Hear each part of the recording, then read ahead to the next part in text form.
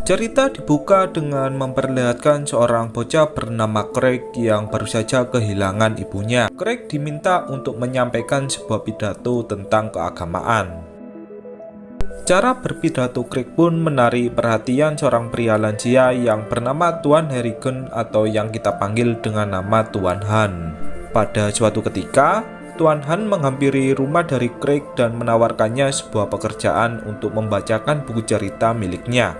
Tuan Han akan memberikan beberapa dolar kepada Craig setiap dia selesai membaca cerita untuknya. Kesempatan ini pun tak disia-siakan oleh Craig. Pada keesokan harinya, Craig mendatangi rumah Tuan Han untuk pertama kalinya. Rumah itu terlihat sangat besar dan juga luas. Hal ini pun tak membuat Craig merasa terkejut, sebab kekayaan Tuan Han sudah terdengar ke seluruh penjuru kota. Di hari pertamanya, Craig membacakan satu cerita kepada Tuan Han. Walaupun cara membaca Craig kurang bagus, Tuan Han tetap memberikan apresiasi kepada Craig.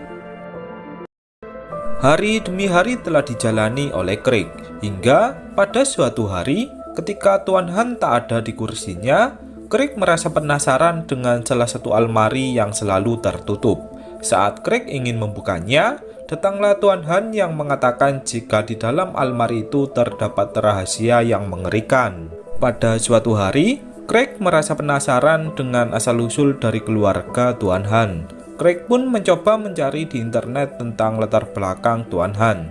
Tak disangka, Tuan Han merupakan pria yang tak pernah menikah dan tak memiliki anak.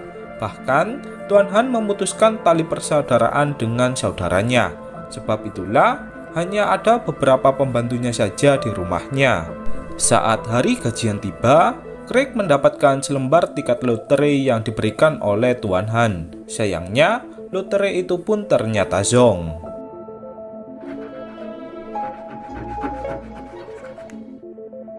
Waktu demi waktu telah berlalu. Kini, sudah 5 tahun Craig menjadi pembaca setia untuk Tuan Han. Craig telah menginjak masa remaja. Kini, untuk pertama kalinya Craig telah duduk di bangku SMA. Saat pertama masuk sekolah, Craig dipandu oleh seorang siswa senior yang mengenalkan hal-hal di dalam sekolah.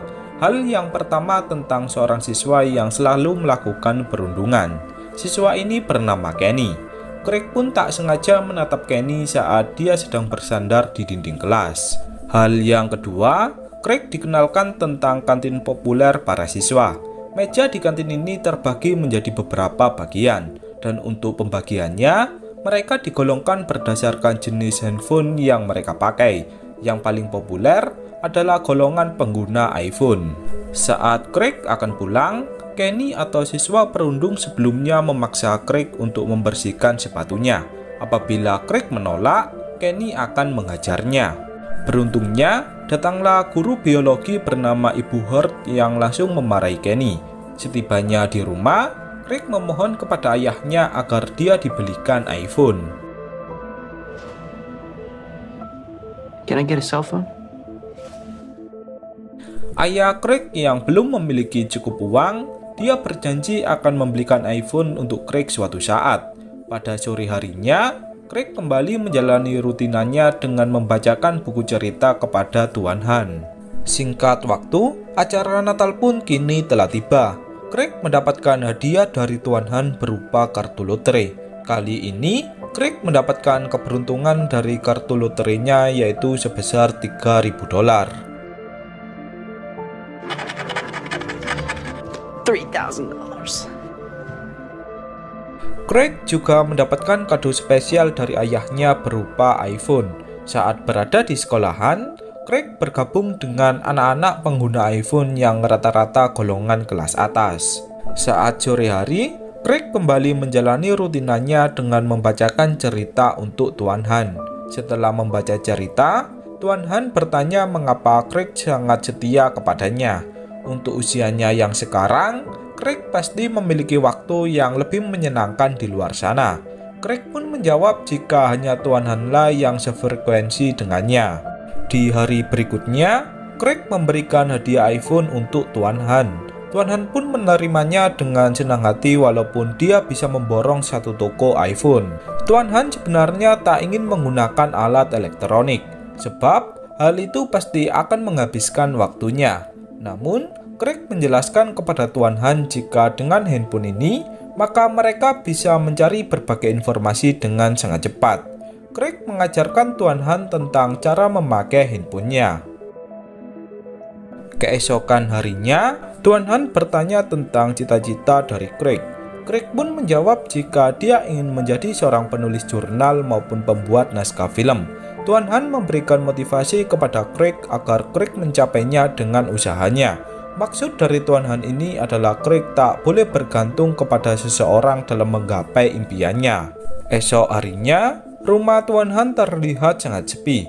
Hal ini dikarenakan para pembantunya yang meminta izin untuk libur. Saat Craig memanggil Tuan Han, tak ada jawaban sedikit pun.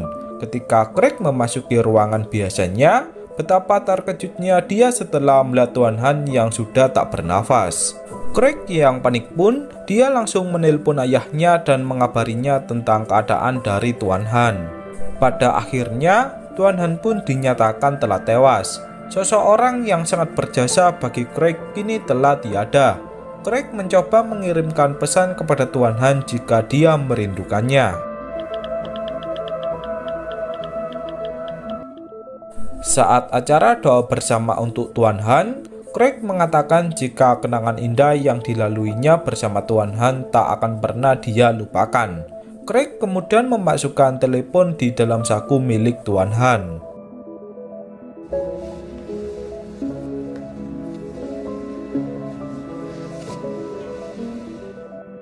Selesai sesi pemakaman, Craig didatangi oleh seorang pria yang mengaku jika dia merupakan kepercayaan Tuan Han untuk menjaga hartanya.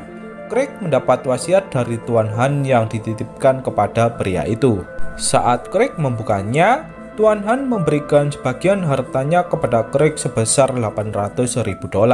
Hal ini pun sempat tak dipercaya oleh Craig. Namun, bagi Craig, kenangan indah bersama Tuan Han lebih berharga daripada uang $800.000. Saat malam hari, Craig mencoba menelpon Tuan Han ke handphonenya yang dia selipkan sebelumnya.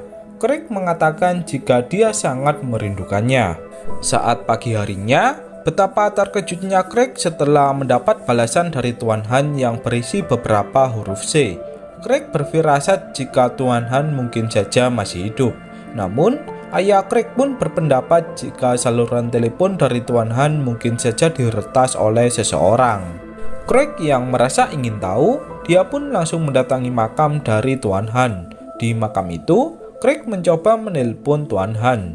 Tak disangka, saat Craig menempelkan telinganya ke tanah makam, dia mendengar ponsel Tuan Han yang berdering. Di sekolahan, Craig menjadi salah satu siswa yang sangat disayang oleh Ibu Hurt. Sementara itu, Kenny atau siswa perundung kini dikeluarkan dari sekolah karena menjual ganja. Saat kejadian itu, Craig pun tak sengaja melihatnya, sehingga Kenny menuduh jika Craiglah yang melaporkannya. Saat ada acara pesta sekolah, Kenny mengajar Craig hingga babak belur. Bahkan, Craig sampai tak berdaya.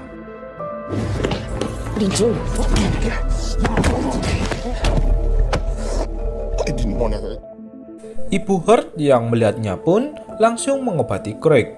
Saat Ibu Hurt bertanya apakah ini ulah dari Kenny, Craig pun menjawab jika semua ini bukanlah ulah dari Kenny.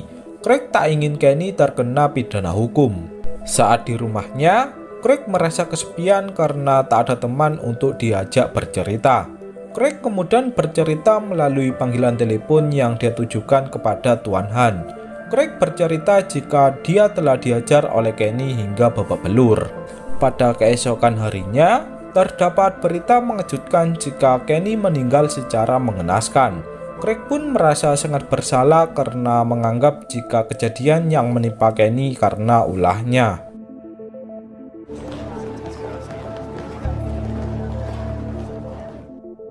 Craig yang merasa jika semua ini ada hubungannya dengan Tuan Han, Craig pun membeli ponsel baru agar bisa memulai hidup dengan normal.